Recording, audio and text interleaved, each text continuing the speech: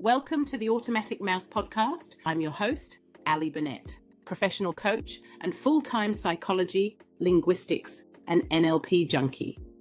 Whatever brought you, I'm thrilled you've decided to spend some quality time with us. Don't forget to like and subscribe, folks. It helps our podcast more than you know. Let's jump in.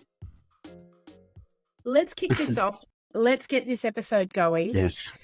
So what I wanted to talk about this week is Exciting. it's a long time buzzword in the mindset, personal development arena, and it's dissociation. Ooh. And I feel like it gets thrown around a lot and used a lot as a personal label and to perhaps put on someone else. You know, they've dissociated, or they're very dissociated, or I simply dissociate. There's all these different ways it gets thrown around in the mindset arena. And I guess I wanted to take a little bit of time this episode to just flesh it out a bit, get some clarity around the meaning of the word, and simply, I guess, provide some information to our listeners on what it's used for and how to use it appropriately, perhaps. That's what I'm going with. What's your thoughts? You happy with that? And how to understand, when someone is just doing it, and they didn't know why. They're disassociated. Not wanting to throw it around. Well, let's hit that point first. Thank you for saying that. It's almost like you read my mind. No. Let's talk about dissociation versus disassociation. Oh, yes. Right. Just blow your mind. I'd like to talk about that because, again, that's two different words, isn't it? Dissociation, disassociation. Yeah. Basically. It's not a few glasses of wine. Dissociation. Although that does happen to me. Dissociated. Anyway. Your dissociation and insane. Basically, they're the same thing. Yeah. It is the same thing, and it basically means to disconnect. So, where it differs, though, as I said, basically the same thing. Where the two words differ is that dissociation is really, it's primarily for the psychology field. That's what the word and the term dissociation is for. Okay. Whereas disassociation, it's a much broader concept, okay? Because what it involves is an intentional disconnect, an intentional separation or distancing from your thoughts, behaviors, and actions. Whereas dissociation is a psychological term, and it really, as I said, it's specific to the field of psychology, and it's about a profound and unintentional alteration of your perception, your consciousness, your identity, and it's very enmeshed in dissociative disorders, things like that. Dissociative. So dissociation is the one specific for the psychology. Right. Yes. Okay. Wow. And actually, I'm learning something new here. Brilliant. That's what I want from this, for everyone to learn that dissociation is unintentional. Right. It's part of a mental process. Disassociation is intentional. Yeah? So there's your first major difference. Wow. And, as I always say, please feel free to fact check. I'm not scared of that. I get a lot of my information in regards to psychological or psychology terms and meanings from, actual textbooks and the like. So actual books. Actual books, not just Google, and not just my a-hole. So, and when you read dissociation from a psychology manual, let's just do some big words.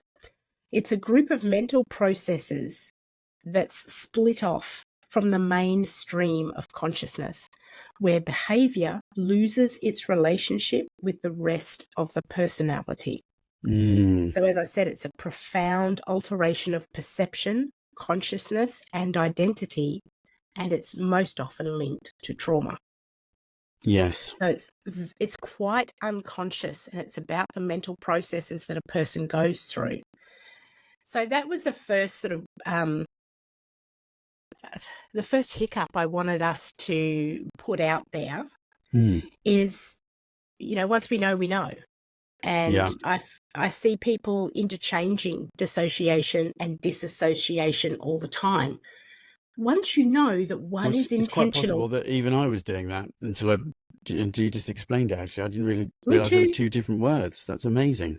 Exactly. And once you know the actual meaning behind a word, then you can be so much more intentional in your use of it and how you like the F converse word. about it. Like the F word. Yes. We know how to use that. So what's your thoughts on that? Interesting enough. So just thinking about coaching sessions that I've done this week. Then it's been quite fascinating to watch. So going through doing a full values inventory,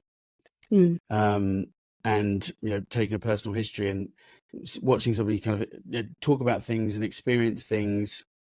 And then, later in the conversation to say, do you remember when, you mentioned X, Y, Z, and to go back and they're like, no, didn't know. I don't remember that at all.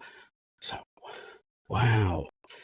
Because earlier on in the because I played it, I ended up just, going back and saying, actually, this is what happened. And they went, oh, I don't remember that at all. They were like, they had an epiphany and went, oh my God, that's why.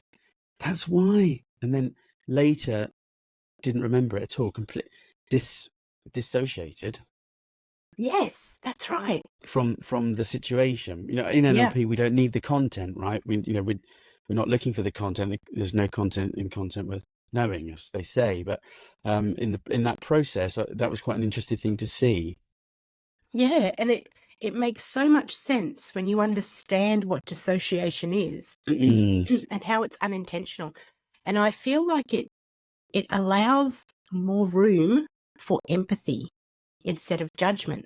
Yes. Because when you understand that dissociation is unintentional and it's a mental process, then again, you look past the behavior, because remember, the behavior is dissociated from the rest of the personality. Absolutely. Look past the behavior and actually get to the root cause, get to the wound. Let's deal with that. And so often it is an epiphany for, like you said, for the client as well, because they're like, holy shit, I didn't realize that, that was affecting me. How many times, Adam? I swear to God, a million times. I'm prone to exaggeration. Million times. I've worked with people, and myself included, and you'll deal with something and then it comes up again and you're like, I was so sure I had, dealt with all that. And it rises again. So there is so much when it comes to trauma, there is so much that for our own protection, we dissociate that part, and so it talks about because actually it's formed part of our identity, right? So it's the secondary game. We don't want to let it go because it's accidentally become part of us. Exactly. And so you lose that connection with your whole, if that makes sense, the whole of you, the entirety. I know I'm like wrong audience to say that in front of. I did not say a word, Alison. See in your face when you're exactly where you went with that. And so what I'd love to share with you is a few of the, I guess, again, from psychology, just a handful of symptoms, excuse me, that can suggest a dissociative disorder. So not to put a label on it and say anyone has a disorder, it's simply to broaden our understanding of the different types of things we might have come across that now, in hindsight, you can think, right, okay, that was unintentional. They weren't doing that on purpose to piss me off or to hurt me or whatever. Because actually, could be, you know, ladies and their husbands are like, he always disappears whenever I ask him about. It's because he just can't handle it. You know, Yeah. You know, all Yeah. that kind of stuff, isn't it? We're going to Yeah. save some marriages here, I think. We're going to save some, Look at us. save Look some at us go. marriages. Yeah. So here's a few I've written down, but obviously there are lots, and I'm very much simplifying something that's much bigger. So please, Great. you know, eat the fish, spit out the bones, that kind of thing. A disconnection from yourself and the world. So that's a big one. It's not simple. You know, you might see someone who feels they're disconnected from themselves, and yet they still feel part of the world. Whereas a dissociative episode, I suppose, is a complete disconnection. You don't feel part of anything. Yeah. What about forgetting certain time periods, which we see a lot in the coaching world, don't we? Where people dissociate and therefore detach, disconnect whole events, whole periods of their life. Massive chunks. Because it's a trauma response. Yeah. Multiple distinct personalities. And so this goes back to what I said about the behavior losing its relationship with the rest of their personality. Yeah. So again, a behavior can come out, and you'll have someone, and maybe yourself, Adam. Well, say, you get that's Adam on just not like me. Fridays. You get Adam on Fridays. Yeah, where, you know, some sort of behavior happens, and you might say, I don't know where that came from. That's just not me. Or someone behaves in a way that just does not seem in character. And you think, wow, that's so out of character for that person. And so it's looking at that time in that environment to survive, there was a dissociation required to survive that current environment that they're in. There can also be a symptom of physical pain, feeling little to no physical pain. Because remember, again, they've dissociated. That mental process is split from their stream of consciousness. So they can actually be in a dissociative state where they're just not feeling pain at all. Right. So where's all this? Mind you, really, I guess, with hypnosis, people detach themselves from pain, don't they?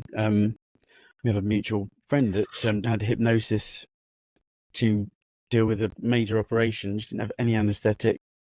I guess that's it's a real thing, isn't it? People can. So that you can do it under hypnosis. You can do it under shock. Exactly, but the difference is the intentional side of it. Remember, hypnosis and hypnotherapy is about, that's disassociation.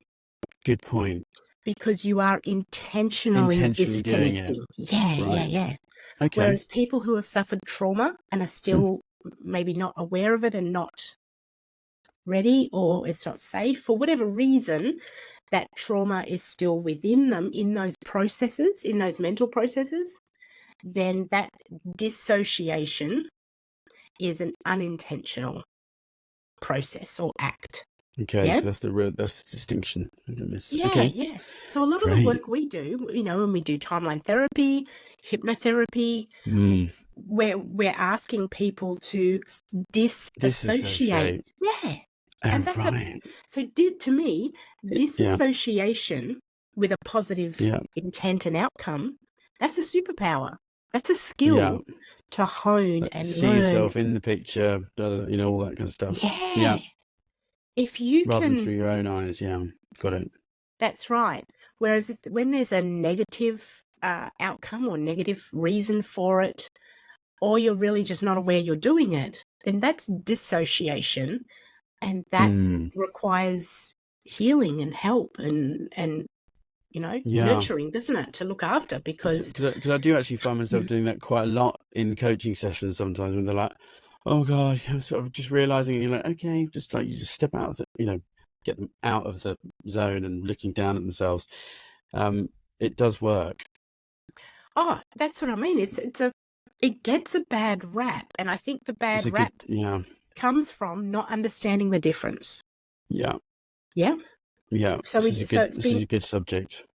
it's been all bundled in to Mm, being this that if someone dissociates or disassociates, it's all been lumped together as being that, oh, you're avoiding, you're not dealing, it's all negative. When mm. in essence, learning how to disassociate for a positive outcome, that's an Is a good amazing skill to thing. have. It Yeah. is. And we learn it when you become an NLP trainer and a master. That's a big part of when you're learning is how to Oh, be an amazing student hey, who listen, I can definitely needed to be outside disassociate. myself for the last 18 months. So it's a good skill. Yeah. We can get away from that narrative that it's all Mhm. negative by understanding that they are two separate concepts, as in It's one's a protection intentional. mechanism, right? Yeah, that's Whichever right. way you want to look at it. Dissociation is a learned response, I guess, to trauma. Mm. And because we all do what we've got to do to survive in the current environment. Yes. So that's our mind looking to protect us in that moment. And it continues to do so. And that's how we end up with so many parts. That's why parts integration is so powerful. Absolutely. Because we end up with all these different disconnected parts of ourselves that we've sort of, to protect ourselves, we've shoved that to the side and said, yeah, you know what, not going to deal with that because that was fucked. No, not doing that. Yeah. And so that part, though, it's still within us, and yet we are almost skipping a whole part of the mental process Absolutely. so that we can avoid that event or that memory or that feeling. Yeah? Because there's still a positive intention there. Yes, to protect. To protect, yeah. 100%. So if we can... Yes, go on. I was going to say, when you explain that to people kind of go, oh, yeah. I hadn't realised it's... that does a lot of the job anyway. They go, oh, right. They've almost semi-done the connection already. You don't really have to do much more. I know it's so powerful to learn about your own mental processes, isn't it? It is, yeah. Huge. And we actually, because we did a whole episode on that, didn't we? When we went through the, remember we went through the here's my English. Which one? The presuppositions of NLP. Presuppositions, we went through about the positive intention that even your bad behavior, so to speak, or has a positive intention. It has a positive intention to get what you want. I was coaching a session yesterday talking to this chap about his brother, and I was, your brother's, grown up in the same environment, blah blah blah, and his brother's horrible. Sorry if anyone's listening. No names. And he's like, my brother's always leaning over and overbearing and making me feel bad, blah blah blah. And I was like, yeah, but I said, look at the flip side. What's your brother trying to do? Why has he always done that? Where do you think that's come from? And he said, well, maybe when I was born, he got neglected. And I was like, it's funny how people do know their stuff. People know their stuff. Yeah, yeah. And I was like, oh, okay, well, tell me more about that. And it came out, he went, oh. I said, so your brother's just trying to feel good. And I said, I know that's at the expense of you at the moment, but like, if you've got to look at it differently and step back out of this. He was like, oh my God. I said, so you can't really be upset with your brother anymore. And he was like, no, damn it. And that's the thing. Like, that is the thing with NLP. Like, you can never be upset with anyone ever again, really. It's such a punch in the face. I know. It's like, I used to love getting pissed off. Oh, I used to love blaming other people. I know, but that positive intention one is a real. I think it's wonderful. Actually, it gives you a whole other perspective. It really does. Yeah, I agree. I really love that. So, yeah, and in that way, like you said, even that part that was created, just to add a little bit on to what you just spoke about, when you create a behavior then, which is, remember I spoke about that it's where a behavior or type of behavior loses Yeah. its relationship with the rest of the personality. So, but say that behavior is to pick on his brother and continue that throughout his life into an adult. So that part of him is what requires healing. However, it continues because when that behavior started, when that disconnected when he was young, it required only very little reward or justification because it was about survival. It was about reward. Yeah. Does this make me feel better in this moment? Absolutely. Yes, it does. And so then there's also a part of our brain which is responsible or involved in addiction, that if we get an immediate reward for something, then our brain says, boom, positive intention, that makes us feel good. We're going to do that again. Yeah. And so again, it's not about, it's really not about anyone else, to be honest. No. It's 100% about your mind in that moment, wanting to survive and the best for yourself. Yeah. Whatever it takes, Yeah, whatever it takes. Yeah. I said, it's because things have kind of progressed into work, and we were looking at the whole of life, and I said, is there anywhere else that you're constantly arguing with someone at the moment? His boss, and I said, oh, funny. Like funny that, yes, yeah, absolutely, and it is fascinating. I've had this. I've had the same thing happen to me. You think, God, I feel like I'm in Groundhog Day. Like I've been here before. What the hell? Yes. You realise actually, we're taking quite a lot of building blocks for our identity from it in the end, even though it's not that positive. It's still negative. It's like you say, still got positive intent, which is to make us feel, regardless of whether we're getting, we're enjoying getting kicked in the head because we know that we're alive. It's getting that reward. Yeah. And a quick note on that as well. You just say the best things. Oh God. That's another reason for not getting caught in content. Yes. Because many of our true behaviors that we want to modify are cross-contextual. Yes. So you'll find them pinging up in all different areas of your life. And if you get stuck in the content of one area, it can be a lot more difficult for you or for the client or for your friend, whoever you're talking with, to see that the problem is actually in a lot of areas of their life. So you've got to not get caught up in the story. Oh, yeah. And instead look at what's really going on. They would love to tell you the story. Exactly. And that is yet another, that's another positive intention. You look at how we feel when we're so sure something that we do, like, oh, I'm going to do this exam coming up. I'm probably going to fail. Like, I'm probably going to screw it up. I'm sure I am. I'm not, just putting that out there. My exam's coming up. I will rock them. Right. However, just for an example, someone may be going to do an exam and they're nervous about it.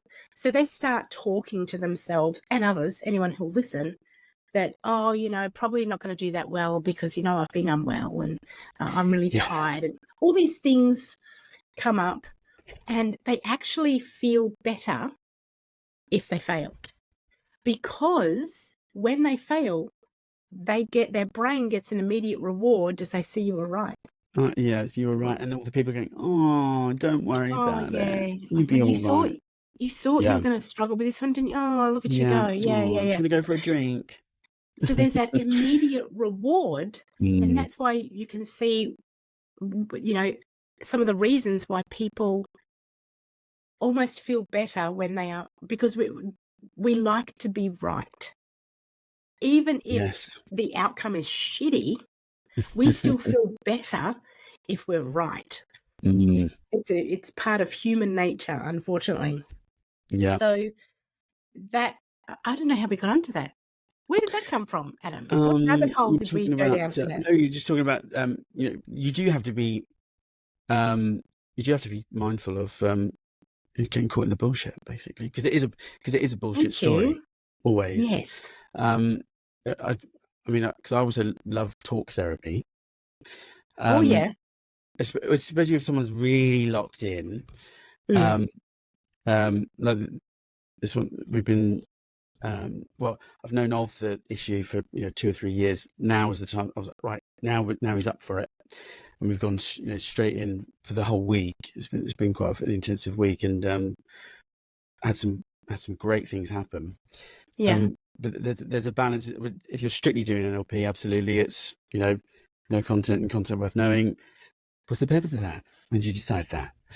And what's that mean to you? Mm. How do you feel about that? And what's all that underneath lovely that? stuff. And Yeah. where's that emotion come from? Where do you feel that emotion in your body right now? You really want to know? Maybe not. That's right. Sorry, everybody. Sorry. Not. Yeah. No, that's That's fine. right. All by That's design. right. That's right. All I by love design. When you say that though, let's put a caveat in there though.